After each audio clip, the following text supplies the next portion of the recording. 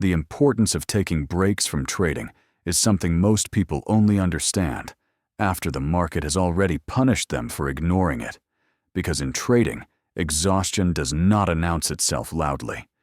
It disguises itself as commitment, discipline, and the belief that you just need to push a little harder.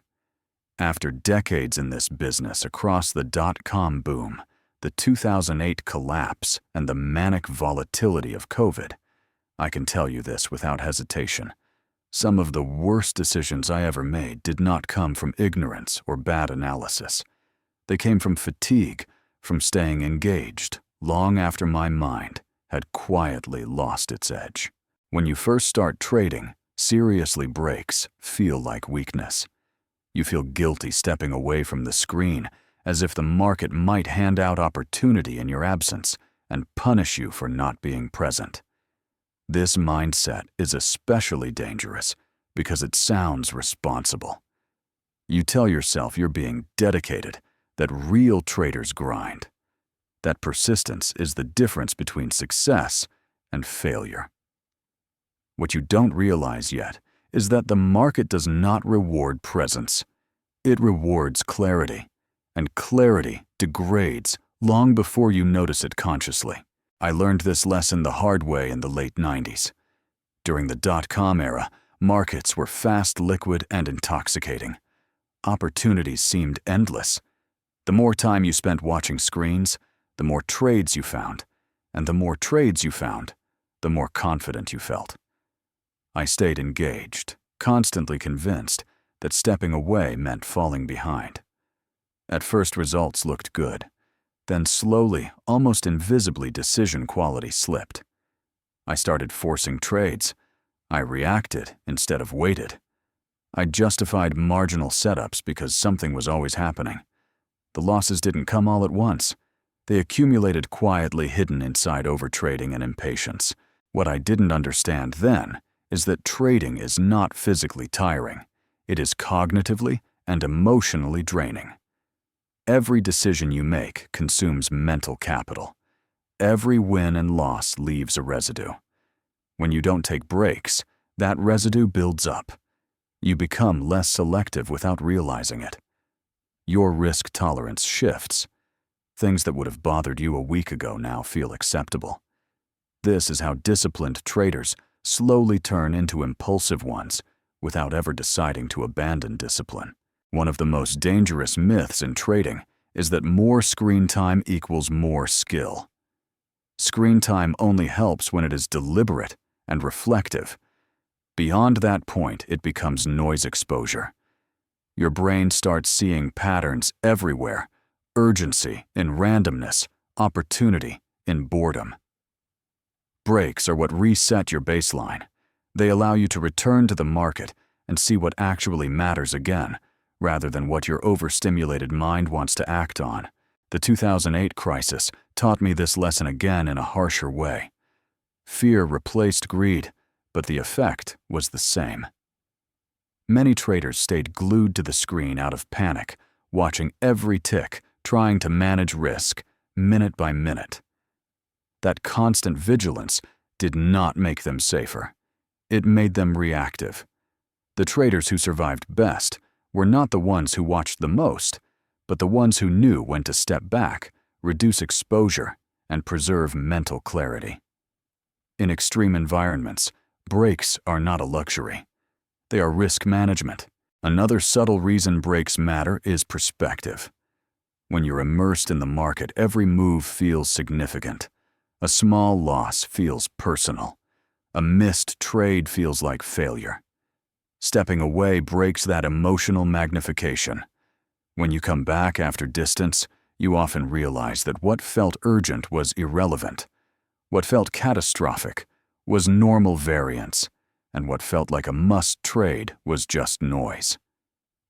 Perspective is not something you can think your way into while staring at a chart. It comes from distance. There is also a deeper identity issue at play. Many traders tie their sense of worth to constant engagement.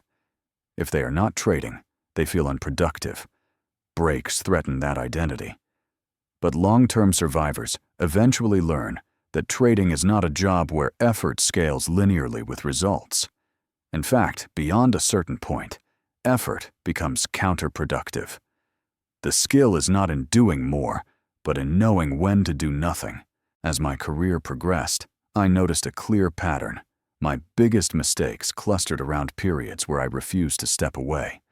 After strong winning streaks when confidence was high and I felt in sync with the market.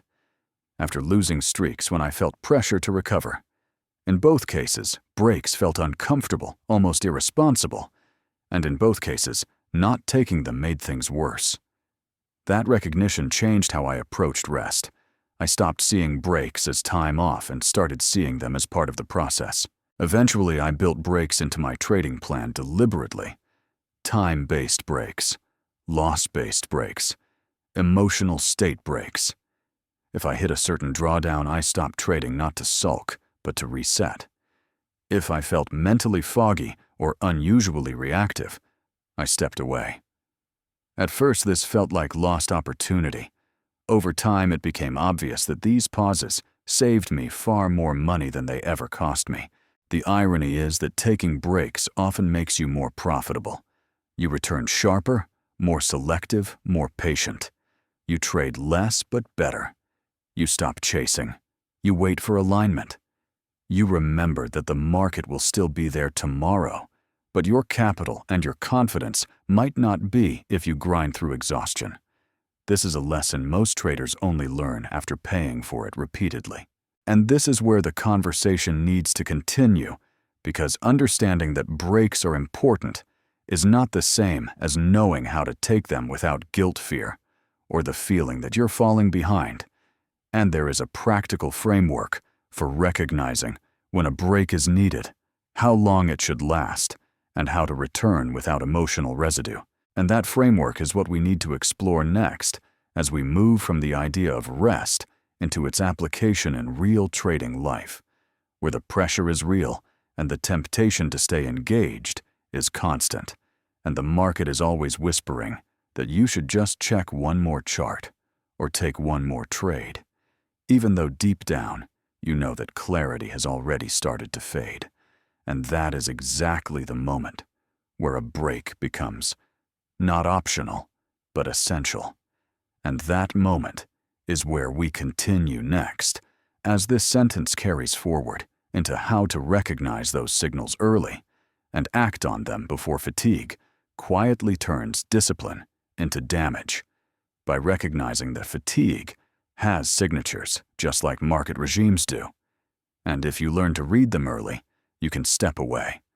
While stepping away still feels uncomfortable, rather than waiting until it feels unavoidable. One of the earliest signals I learned to respect was a subtle shift in selectivity. When you are fresh, bad trades repel you almost automatically. You see them and feel no pull. As fatigue sets in, that repulsion weakens. Marginal setups start to look interesting. You find yourself explaining why something might work instead of clearly seeing why it should. That rationalizing tone in your own head is not insight, it is depletion, and it is one of the clearest signs that a break is overdue. Another signal is emotional compression. Losses feel sharper, wins feel louder. You react faster than usual, not because you're confident, but because patience has thinned. I learned to notice when my internal dialogue sped up, when I stopped waiting for candles to close, when I felt irritation at normal market behavior. None of these meant I was trading badly yet, but all of them meant I was close. Waiting until performance collapses before taking a break is like waiting for a crash to fix your brakes. The point is to act, while control is still intact. There are also physical cues traders like to ignore because they don't look professional. Tight shoulders, shallow breathing, jaw tension, restlessness. These are not trivial. Trading is embodied cognition. Your nervous system is part of your edge. When it's overstimulated, decision quality drops, even if your analysis hasn't changed. During high volatility periods, I learned to schedule breaks proactively, not reactively. Short walks, screen-free hours, entire days away after intense runs. These were not indulgences, they were maintenance. One of the most effective frameworks I ever adopted was pre-committed breaks. I stopped deciding in the moment whether I needed rest. I built it into the plan. After a set number of trades, I paused. After a predefined drawdown or profit target, I stopped for the day. After emotionally charged sessions win or lose, I took the next session off. This removed guilt and second-guessing. The decision was already made. I wasn't abandoning opportunity. I was honoring structure. How long a break should last depends on what you're resetting. Sometimes 10 minutes is enough to calm the nervous system. Sometimes a day is needed to restore perspective. After particularly intense periods, a week away can save months of damage. The mistake is treating breaks as punishment. Breaks are not penance for poor performance. They are investments in future clarity. When you return with curiosity instead of urgency, you know the break worked. Returning well matters as much as stepping away. I learned not to jump straight back into execution. The first session back is for observation. No pressure, no trades, unless conditions are unusually clear. This re-anchors you to process and reminds your mind that it does not need to act to be productive. Many traders sabotage the benefit of a break by returning with the same urgency they stepped away to escape. Over time, breaks changed my relationship with the market. I stopped feeling like I had to be present to be competent. I stopped fearing missed moves. I trusted that clarity finds those who are rested enough to see it. Ironically, this trust made me more consistent and over the long run, more profitable. The market rewards readiness, not endurance, and that is the deeper lesson. Taking breaks is not about avoiding work. It is about protecting the conditions that make good work possible. In a profession where decisions compound and small lapses echo, rest is a form of risk management as real as position sizing. If this lesson resonated with you, I invite you to subscribe to the channel so you can continue learning from lived market experience rather than grind culture, and leave a comment sharing the signal that tells you it's time to step away. Because naming that signal clearly is often the difference between resting early and paying tuition later.